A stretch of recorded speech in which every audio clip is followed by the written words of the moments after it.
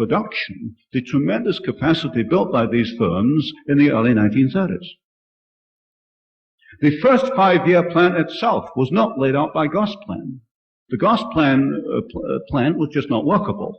The final technical plan that was utilized was actually drawn up by a firm of industrial architects, Albert Kahn of Detroit. United Engineering, to give you a few examples, built a plant in the Soviet Union in the early 1930s to produce the longest aluminum sheets in the world, and these, of course, are essential for aircraft manufacture. This was the time when all-metal aircraft were just beginning, even in the West. General Electric built at Krakow a turbine plant which was 2.5 times greater in capacity than its own plant in New York at Schenectady. There were 3 gigantic tractor plants built in the Soviet Union, and the Soviets built more Internationals and more Caterpillars than those 2 companies built in the United States. Now, go back to my introduction, the 3 levels of information. The whole world largely still believes that the Soviets did it themselves. That's the official establishment version. In reality, the Soviets didn't do it. It was done by Western free enterprise. The cost in Russia were the millions of Russians who died in labor camps. I'd point out Solzhenitsyn's arguments, Julius Epstein, Operation Keelhaul. Did the American firms know about this? Yes, they did. They lied in their public announcements when they said there was no forced labor in the Soviet Union. And they knew they were lying. I know they were lying because I've seen the reports in the State Department files.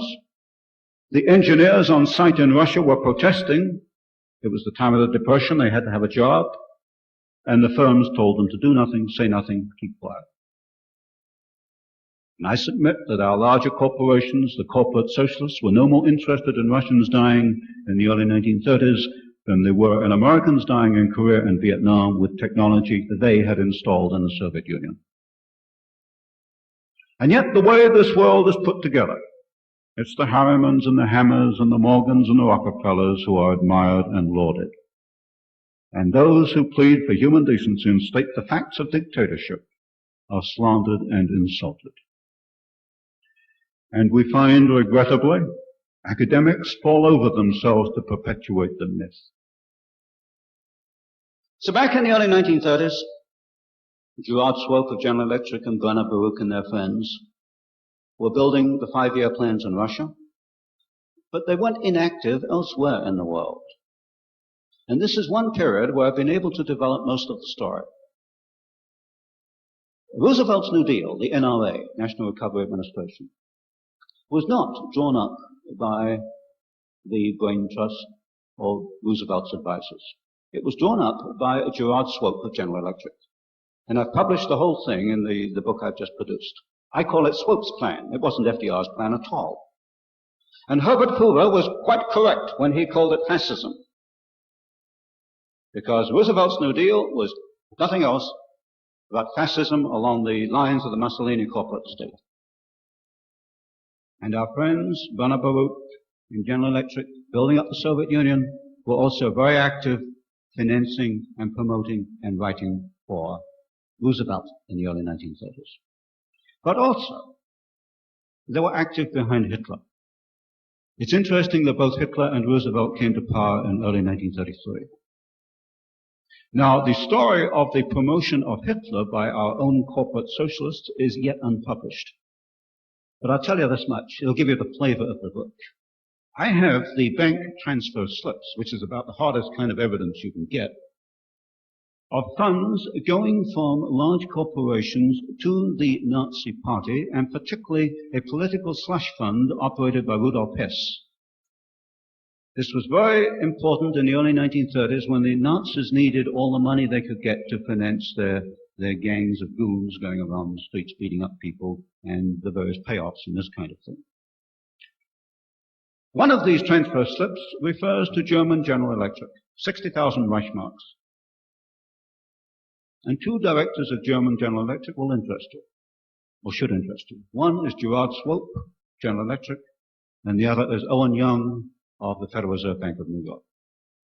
So what we find is, when we begin to probe behind the scenes of history, is that we have these gentlemen promoting 3 brands of socialism all at the same time.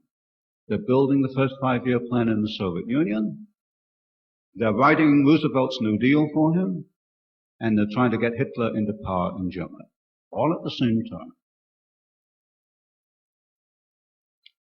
So let's go back to the building of the Soviet Union. During World War II, you will remember, there was the massive Lend-Lease program. This pretty much replaced any capacity the Soviet Union might have lost in World War II, but more importantly, it brought the Soviet Union to a fundamentally new technological horizon. I've covered the whole story of this build-up in the Hoover series of books. By 1946, the Soviets had a capacity to do certain things themselves.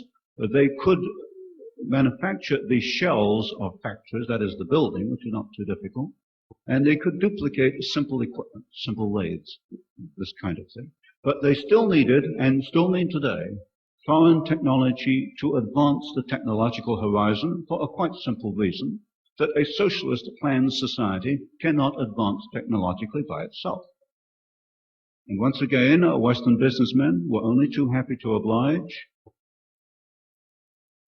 And once again, they went into the Soviet Union in the 1950s, certainly the 1960s, and you'll see the peak of this in the last few years under Kissinger. And to give you again some examples from the development in these 20 years, you will find in mining equipment firms like Joy Manufacturing. Non-ferrous metals, you'll find they're using, for example, the International Nickel process for nickel smelting, refining.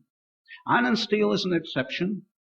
The Soviets adopted the classical blast furnace back in the 1930s. Their plans were largely laid out by the Frame Corporation of Chicago.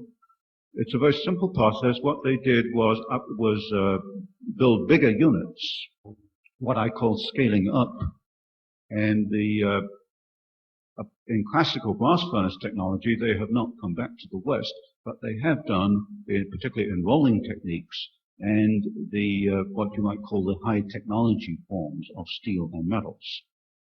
In petroleum processes, you can see the copying of the Lend-Lease refineries all the way up to today. I think just a few weeks ago, there were recent agreements to transfer more petroleum technology to the Soviet Union.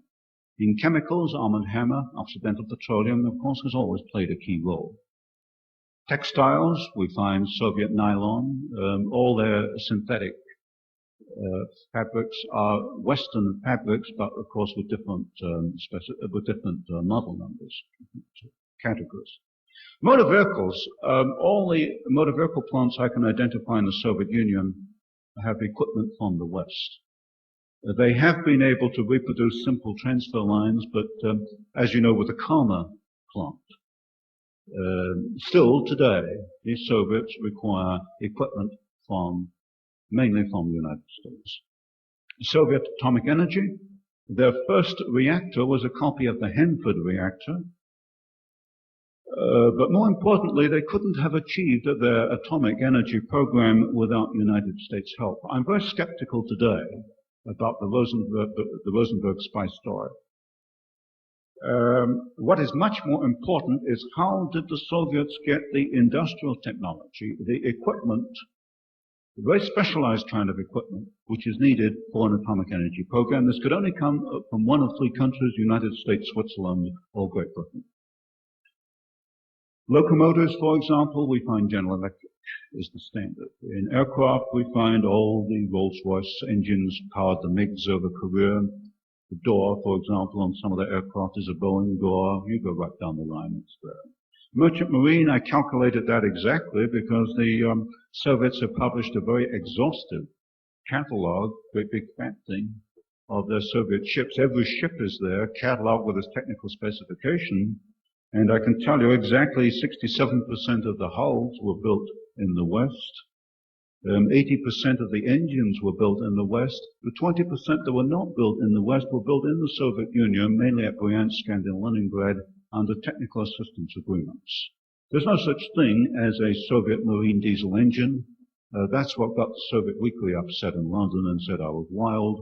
And of course I pointed to their own catalogue, and it's right there if they bother to get a calculating machine, which of course will have to be Western, and they can repeat what I did. The computer technology is courtesy of IBM and Radio Corporation of America, but there's an English corporation, International Computers, which has transferred the most advanced of its own computer technology. I did happen to meet a director of this particular company last April when I was in England, and I pointed this out to him that it was his own suicide. He had more to lose than I